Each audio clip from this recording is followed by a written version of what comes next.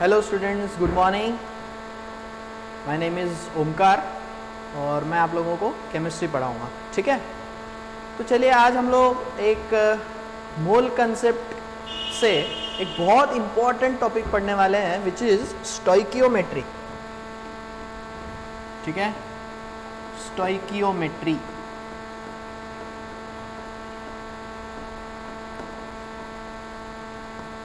तो बहुत ही इम्पॉर्टेंट ये टॉपिक है, मतलब ये अपन बोल सकते हैं कि this is the application of mole concept. ठीक है, मोल के बारे में थोड़ी थोड़ी इन्फॉर्मेशन सबको होगी, है ना। मोल क्या होता है ना। तो उसका अब अपन ये आगे का पार्ट लेने वाले हैं कि यार मोल जो हमने फाइंड किया उसका अब यूज़ कहाँ पर करना है। ठीक है, तो देखिए होता क्या है कि मान लो हमने कोई फैक्ट्री लगाई है। ठीक है, जैसे लेट्स से हमने अमोनिया गैस बनाने की फैक्ट्री है। ठीक है, अब अमोनिया गैस बनाना इसलिए ज़रूरी रहता है बिकॉज वो नाइट्रोजनस फर्टिलाइज़र में आता है। ठीक है, अगर तुमको फर्टिलाइजर्स बनाना है तो अमोनिया गैस चाहिए रहता है। ठीक है, अब इसमें हमको क्या करना है कि अगर मान लो तुमको 1000 किलो या जो भी लीटर्स में अगर गिनना है तो लीटर्स में इतनी अगर मुझे अमोनिया गैस बनानी है तो मुझे नाइट्रोजन और हाइड्रोजन कितना कितना लेना पड़ेगा। मतलब सिंपल वर्ड्स में व्हाट इज स्टोइकियोमेट्री कि हमको कितने रिएक्टेंट्स लेने पड़ेंगे कितना प्रोडक्ट बनाने के लिए। जैसे हम बोल रहे हैं कि यार मुझे 1000 लीटर अमोनिया गैस बनानी है तो मैं नाइट्रोजन कितना लूँ, हाइड्रोजन कितना लूँ कि अमोनिया गैस बन जाए। I hope this is clear. इसी को हम बोलते हैं stoichiometry. So what is stoichiometry? Stoichiometry हमको बताता है कि हमको कितने मोल्स लेने पड़ेंगे रिएक्टेंट्स के टू प्रोड्यूस प्रोडक्ट, या फिर हम ऐसा भी कर सकते हैं कि कितना हमने रिएक्टेंट लिया तो कितने मोल के कितने प्रोडक्ट के मोल्स बन जाएंगे। समझ में आया? तो अब ये करना कैसे है वो देखते हैं। देखो, तो स्टोइकियोमेट्री बेसिकली क्या है कि जैसे हमने ये रिएक्शन लिखी हुई है। ठीक है, आई होप सबको रिएक्शन बैलेंसिंग करना आता है। चलो बताओ, अगर ये रिएक्शन मुझे बैलेंस करना है तो किस तरह से करेंगे?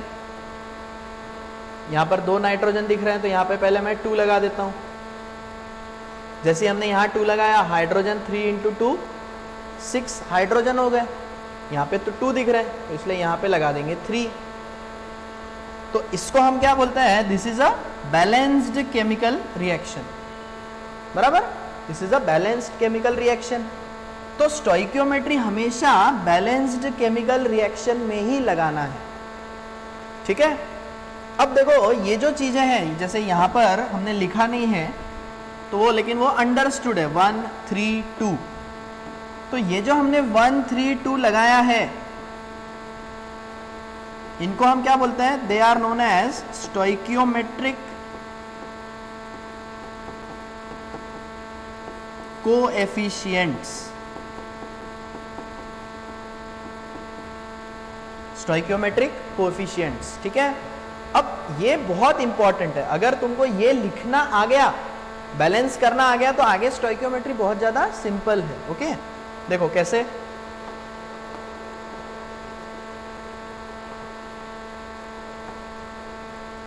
तो अब हम क्या बोल रहे हैं कि अगर हमने ये इस तरह से कोई रिएक्शन लिखी है, देखिए एक बार 1N2 plus 3H2 gives 2NH3, है ना। ये हमारी बैलेंस्ड केमिकल रिएक्शन है। अब इसका मतलब क्या है? देखो कि 1 मोल N2, ये 1 कहां से आया? यहां से। तो 1 मोल N2 reacts with 3 mole H2 to produce, बताओ कितना? अब समझ में आ गया होगा मेरे ख्याल से। To produce 2 moles of NH3।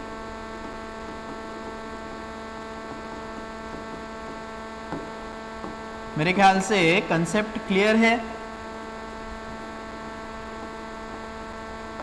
तो ये जो हमारी बैलेंस्ड रिएक्शन है ये हमको यही बताता है कि अगर हमने 1 मोल नाइट्रोजन लिया, उसको 3 मोल हाइड्रोजन के साथ रिएक्ट करवाया, तो हमको 2 मोल अमोनिया के मिलेंगे।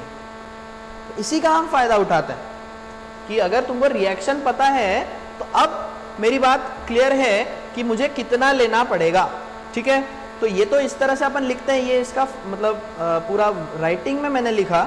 हम इसको यूज कैसे करते हैं देखो, स्टोइकियोमेट्री मतलब बहुत ही सिंपल लैंग्वेज में it is just unitary method.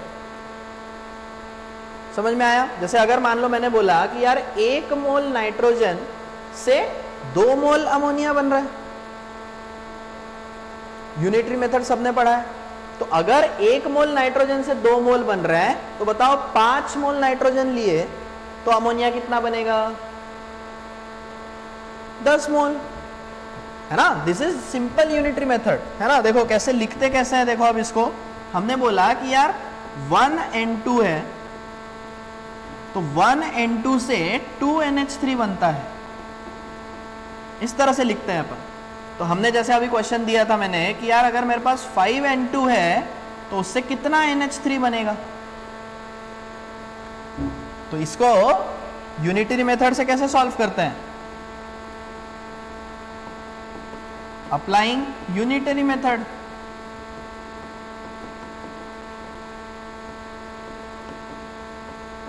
कैसे करते हैं बताओ? यूनिटरी मेथड लगानी है तो क्या हो जाएगा? 1 into x should be equal to 5 into 2। ऐसे ही करते थे ना unitary method, 1 into x is 5 into 2। तो यहां से मेरे x की वैल्यू आ गई 10। ये तो मोरली तुम्हारे दिमाग में भी आ ही गया होगा, है ना? सबने कर लिया होगा कि यार 1 से 2 बन रहा है, तो अगर 5 लिए तो 5 से 10। इतना सिंपल है स्टोइकियोमेट्री। ओके, तो आप लोग वीडियो पॉज करके इसको कॉपी कर सकते हो।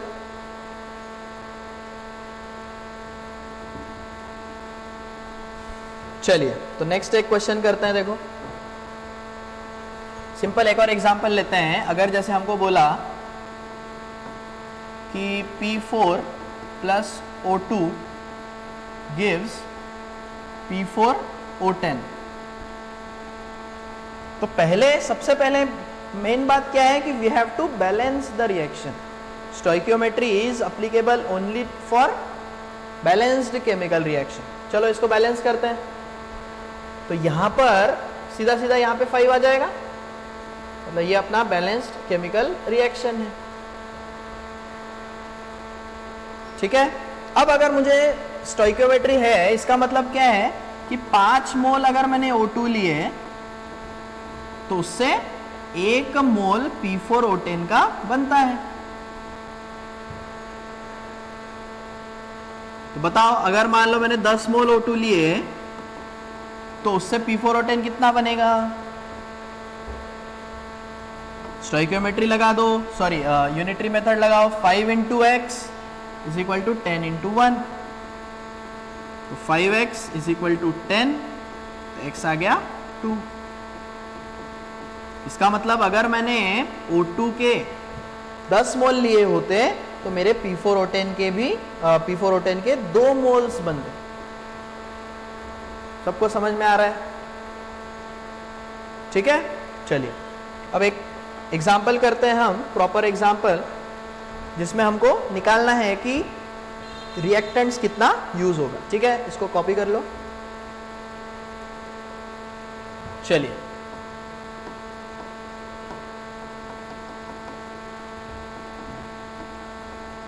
find the moles of N2 and H2 required to produce 30 moles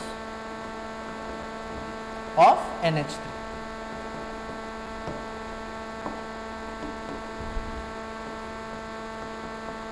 इसमें देखो सबसे मेन बात तो यही है, जो एक इंपॉर्टेंट पॉइंट है हमारा स्टार पॉइंट, कि स्टोइकियोमेट्री कैन बी अप्लाइड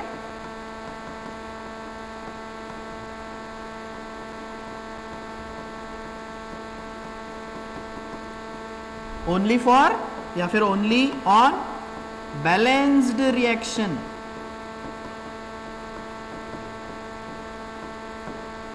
तो पहले किसी भी रिएक्शन को बैलेंस करना जरूरी है।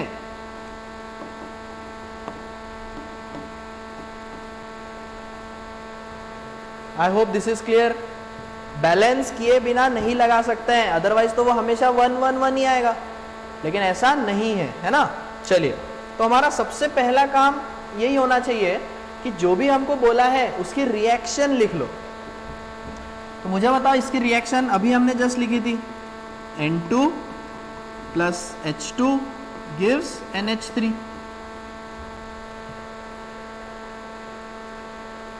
अब इसको बैलेंस कर लिया, बैलेंस भी अभी हमने किया था, यहाँ 1, यहाँ 2 और यहाँ 3, ये हमारी बैलेंस्ड केमिकल रिएक्शन। अब हम लोग क्या करते हैं, स्टोइकियोमेट्री लगाना है हमको, तो ये किस तरह से लगेगा देखो। पहले हम N2 के लिए लगाते हैं। देखो हमारा स्टोइकियोमेट्री इस तरह से आ जाएगा यार, 1N2 गिव्स 2NH3। देखो बहुत सिंपल है, ज्यादा इसको कॉम्प्लिकेट करो ही मत, जो कोएफिशिएंट दिख रहे हैं वही लिखना है हमको।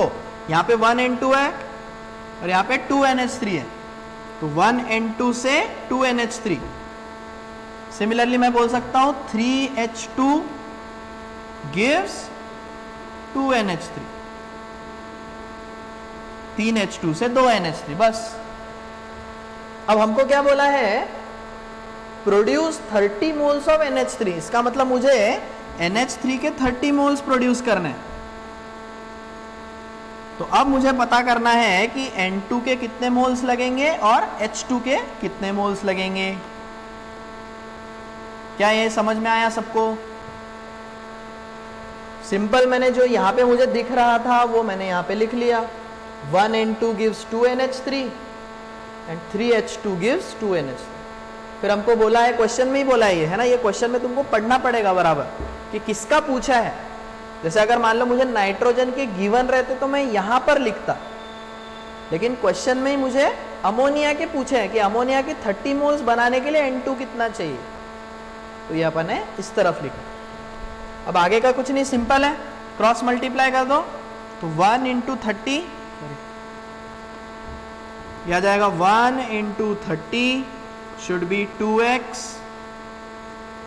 therefore x is equal to 15 moles, and यहां पर भी लगा दो तो यहां आ जाएगा 3 into 30 is equal to 2y, तो यहां से y आ जाएगा 45 मोल्स।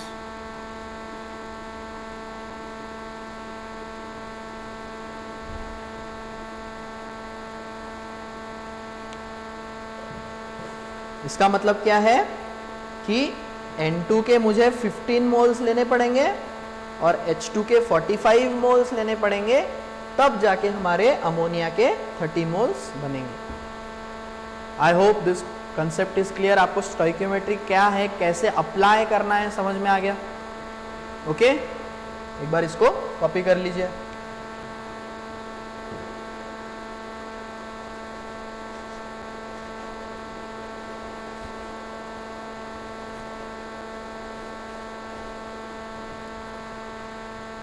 चलिए, अगर नहीं हुआ है you can always pause the video, ठीक है, पॉज करके आप अगर नहीं समझ में आया तो वो पढ़ सकते हैं, या फिर इसको अगर नहीं हुआ है तो लिख सकते हैं, ठीक है। चलिए एक क्वेश्चन करके देखते हैं हम लोग।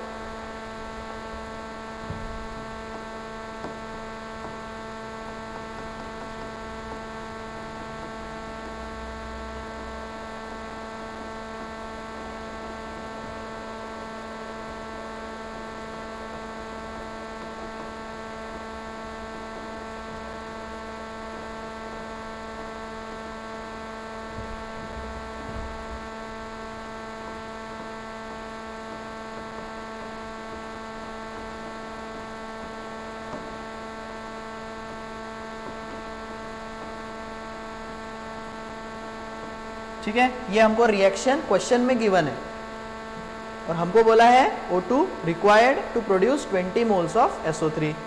ठीक है, तो आप वीडियो को पॉज कर सकते हैं pause the video and try solving it.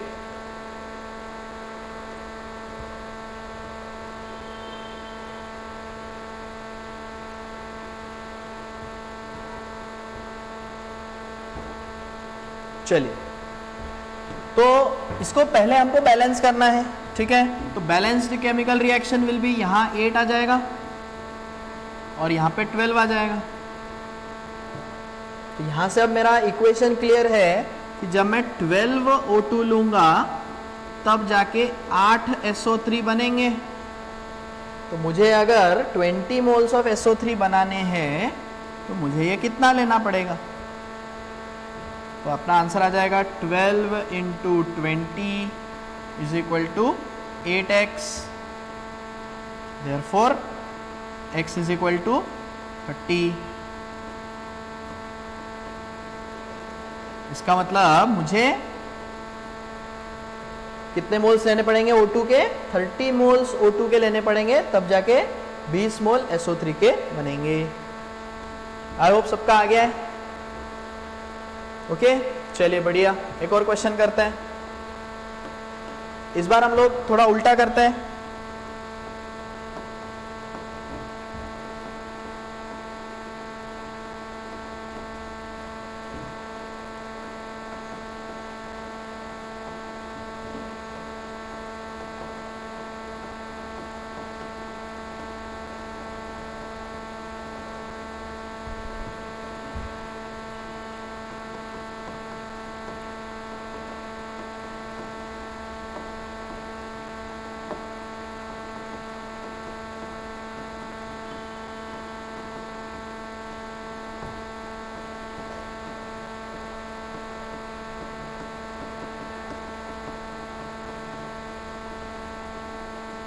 हमारी अब रिएक्शन इसमें ऐसे आ जाएगी, H2 plus O2 gives water, है ना। वाटर बनाना है, हाइड्रोजन और ऑक्सीजन से ही बनेगा वाटर। चलिए पॉज कर सकते हैं और ट्राई करो इसको।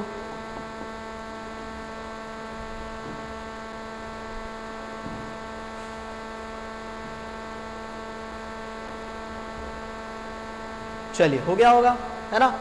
तो सबसे पहला काम हमारा क्या रहना चाहिए? We have to balance the reaction. तो यहाँ पे O2 है तो पहले मैंने यहाँ 2 लगाया, तो यहाँ पे 2 2 4 हो गया, तो यहाँ पे भी 2 लगा दिया। अगर आपने इसको इस तरह से बैलेंस किया है, H2 plus half O2 gives H2O, तो भी आंसर वही आएगा, है ना। चिंता मत करो। तो बैलेंसिंग तुम कैसे भी करो, बस बराबर होनी चाहिए, आंसर तुम्हारा सेम ही आएगा। ओके, चलो देखते हैं आंसर क्या आ रहा है।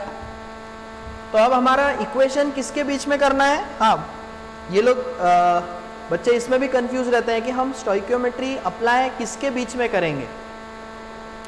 तो इसके लिए कुछ नहीं, सिंपल है। हमको दो चीजें रहेगी, एक है गिवन और एक है जो पूछा है।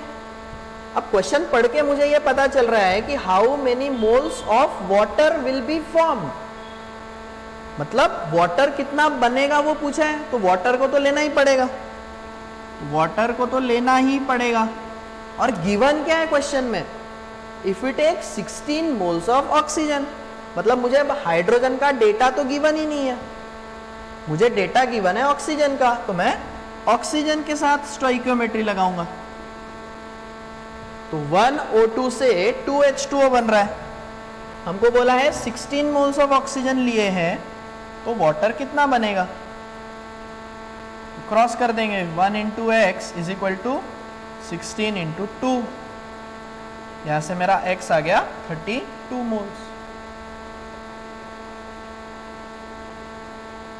मतलब वाटर के मुझे 32 मोल्स मिलेंगे अगर मैंने ऑक्सीजन के 16 मोल्स लिए तो। आई होप सबको स्टोइकियोमेट्री कंसेप्ट समझ में आ गया होगा। ओके, आज के लिए इतना ही करते हैं। Thank you.